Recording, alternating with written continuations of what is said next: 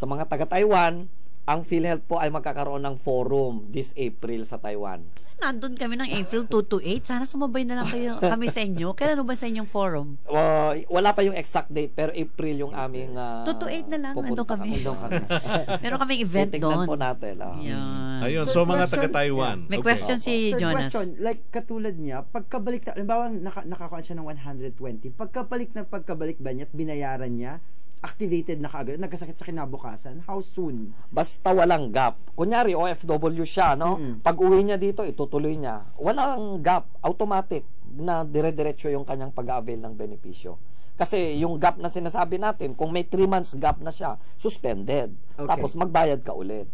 Babayaran niya yung gap. Hindi, no retroactive payment kasi tayo eh. So, ibig sabihin, pagdating niya dito, dapat inaasikaso niya na bayad ka agad bago siya. ako makabalik sa Pilipinas, active Bayad pa na. ako. Tapos pag nag-expire na dito, ay bayaran na niya. Kung gusto niya, bayaran na niya in advance. Ito tanong, Taiwan sakop pa rin, siya. meron po bang, saan po pwede magbayad sa Taiwan ng contribution? Sa ngayon po, wala pa kaming tie-up bank sa Taiwan. So, kung pwede, Sa Singapore, alam ko meron. sa Singapore meron iRemit. na. Sa iRemit. Sa Taiwan, wala pa. May iRemit din doon Kung merong iRemit sa Taiwan, pwede rin. Kaya lang, baka malayo, ano. So, i-advise ko na lang, mura lang naman dito. Pabayad na lang niya sa kanyang kamag-anak. Pwede ba silang magbayad ng, kunyari, 2 years, 3 years in advance? Mura lang naman. Di ba sabi ko sa iyo, yung 2 years, bayaran na niya kasi mas mura pa ngayon. Oo, kaya nga. nga, no? Kasi tataas na next year. Mas tipid. Pwede po bang a decade na ba yan? Para makamura. Hindi naman po. At the most, 2 taon. 2 taon. At saka kung ilan yung kontrata niya, ina-accept na namin kung 5 years yung contract niya, ina-accept din namin. Sa mga seaman nga, pag-usapan natin. Ayan. Diba? Ang dami lakas naman kumita ng mga seaman. Ayan, di ba? Bakit ano lang? Hindi, ang seaman, hindi naman siya yung 1,200 or 2,400. Magkano kanila? Ang seaman, depende sa kita. Okay. Kasi meron tayong, ang pinakamababa, kung nandun ka sa pinakamababa mga talaga, is kalawang. 100 pesos per month. Pero, mura. 50 pesos sa seaman, 50 pesos sa kanyang employer. At ang pinakamataas ngayon ay 375 sa employee and another 375 sa kanyang employer. So, 750 per month. So, nag-share kasi yung employer at saka employee eh. So, ang mga seaman, nandun sa sweldo, depende sa sweldo at saka doon sa kanyang employer. So sila yung putol-putol kasi at the end of every contract natatapos yung relationship ng Marino doon sa kanyang manning agency. Mabuti, nasabi nyo yan. Yung mga putol-putol ay immediately, ang mga seaman alam na ng kanilang mga employer na kung bumalik ka at hindi ka pa nakasakay, ay magbayad ka nung yung iyong premium as an individually paying member para hindi maputol yung iyong para walang gap. Benepisyo. Ayun.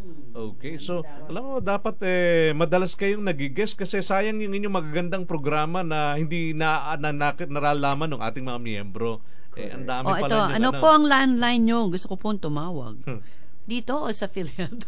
Dun sa PhilHealth. Ibigay natin pareho kung saan man niya gusto. Ang sabi ko nga kanina, tumawag lang sila sa 441-7442 sa hotline at doon ay mabibigyan sila kaagad ng sagot kung ano man yung concern at ma-advisean sila din kung ano pa yung kanyang pangangailangan. Yung napakaganda pala itong programa ninyo, Bayaning Manggagawa, Bayaning OFW at very appropriate na ang PhilHealth ay katulong nyo dito at katuwang ninyo para sa ating mga kababayan at matutulungan natin sila through your program. Hey! Hoy, ang bilis ng oras, 12 minutes before 11. Dito pa rin sa DZAR, Sunshine Radio. Meron ka pang tanong dyan? Mga pagbati. Pagbati. Mamaya mga pagbati. Okay. So, babalik tayo kay Mr. Greg Rulyoda, no? Dito pa rin sa Bayaning OFW, Bayaning Manggagawa, hatid sa inyo ng Paramount Life and General Insurance at syempre ng OWA, PhilHealth at ng SSS. Sandali lang.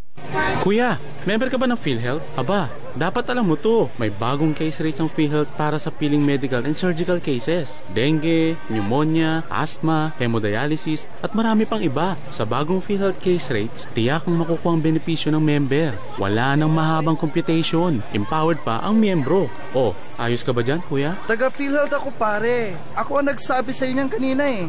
Alamin ang kumpletong case rates ng PhilHealth. Tumawag na sa 441-7442.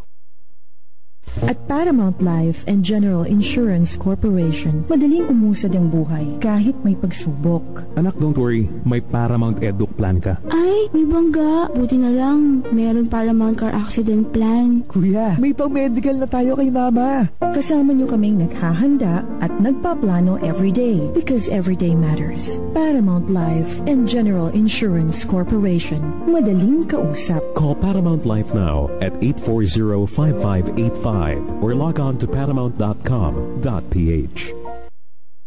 Kahit saan, panig ng mundo, ang OWA ay laging kasama niyo. Mapaedukasyon o pangkabuhayan man, ang OWA ay kaagapay ng OFW sa tagumpay. Makipag-ugnayan sa Overseas Workers Welfare Administration, OWA Hotline 833-6992 o mag-text sa 0917-898-6992.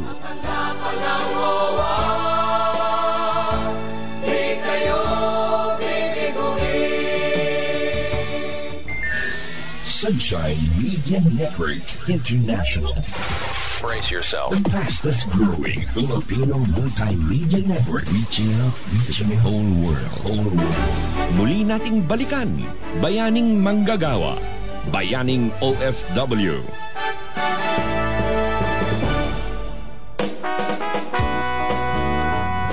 Alright, so ang bilis naman ang oras. Final 5 minutes na tayo, Tita Lu, bago tayo magtapos. At baka may mga gusto ko pang ihabol. Sige, pahabol. Renata, ang pangalan ko po. Pinauuwi po ako ng amo ko dahil ooperahan ako sa breasts. Ito po ba'y covered? Yan. Baka breast cancer na yan. Baka stage 1 pa lang.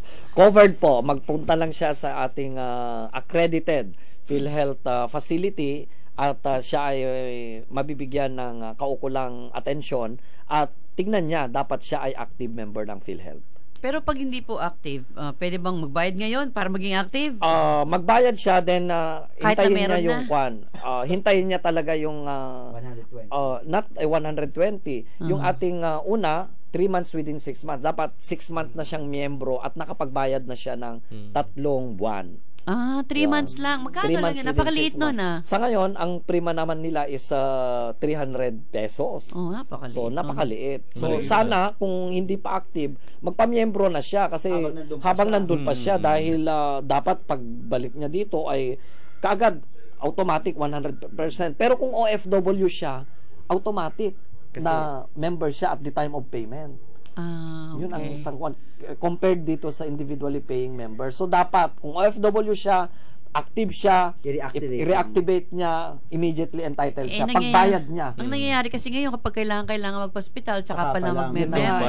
Napaka-unfair. Okay yun. Sa OFW, entitled siya ngayon kasi pagbayad niya, yung araw na yon, member na siya. Paano kung na magpagamot po, tapos may recurrence yan, siyempre titigil sa pagtatrabaho, wala siyang pambayad. Siguro naman po, kaya naman nila yung kanilang 300 pesos in a quarter, 100 kada buwan. Kasi may pambili, kung minsan yung mga anak nila may pambili ng load. Baka pwede lang sila magtipid. Itabi lang yon at covered na siya.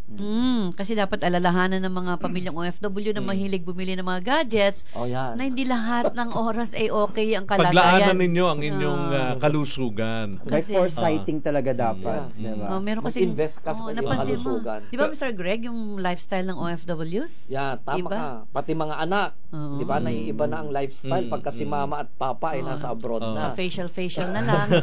Pero teka muna, Sir Greg, is there a way? Kasi yung SSS, meron silang sinasabi na to check your contribution. Kayo ba, meron din? Paano malalaman ng isang miyembro na kung gusto niyang i-check yung status ng kanyang membership, ng kanyang contribution? Sa mga oras na ito, hanggang dun muna kami sa pagtatawag doon sa sinasabi nating numero, 441-7442. Pero pagdating ng 14 ng Pebrero na ito, amin ang ilulunsad na pwede na silang mag-inquire online. Ano pangalan ng project? Online inquiry. Online inquiry. Pero ngayon, doon muna kayo sa Doon muna hotline. sila sa hotline. Maganda naman boses ni Janine. Pag yun ang natin, pag lahat po ng na-champion aming nyo. call center, magagandang boses. Boses lang. Okay, wala na tayong oras. We're running out of time. Mr. Greg Rolyoda, ano po ang inyong message for OFWs? Ang gusto po ng PhilHealth, sana po lahat tayong mga Pilipino, nasa Pilipinas ka man o nasa abroad, na sana tayong lahat ay bawat Pilipino bawat miyembro protektado, kalusugan natin segurado. Yan po ang inyong PhilHealth, handang maglingkod sa inyo anumang Totoo oras. yan, no? Yan ang kanilang battle cry. Battle cry. Totoo yan. Ako pag hindi totoo yan, kami mismo magsasabi na, Malpak. Joke lang. Okay, papaalo na po kami. Maraming salamat sa ating mga sponsors, ang Paramount Life and General Insurance, ang SSS, Overseas Workers Welfare Administration, BDO at PhilHealth. Maraming salamat. Have a nice day. Thank you, Tita Lou. Jonas, maraming salamat. Quote of the day pa. Ay, oo nga. Nagpaalam ka na. Ito na. Sige, ikaw na, Jonas. Ang sabi dito sa ating OFW Quote of the Day, every noble work is at first impossible. Diba? Parang ginagawa ng PhilHealth, tingin natin imposible, pero later on, everything will gonna be lahat ng imposible ay magiging posible. For as long as it is noble. So mag-miyembro na ho kayo ng PhilHealth, mura lang naman ho yung contribution. Activity. Yes, so kailangan hintayin ko yung Feb 14 para malaman ko yung status araw ng aking puso yun. Araw ng mga puso. Okay, Mr. Greg, thank you very much for your time, sir. Maraming salamat, Tita Lou. Jonas, next week na ho kami babalik. Salamat po.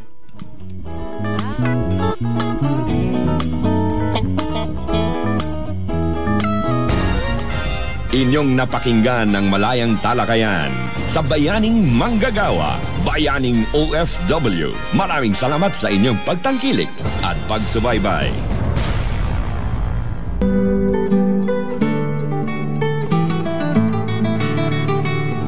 Suarasug Media Corporation, a member of the KBP. Kapisanan ng mga broadcaster ng Pilipinas. Kalayaan at katotohanan sa Sunshine Radio. Sunshine Radio ay sabayan rin sumasaimpapawi sa DZAR 1026 kHz Metro Manila, DWAR 819 kHz DWAY 1332 kHz DWA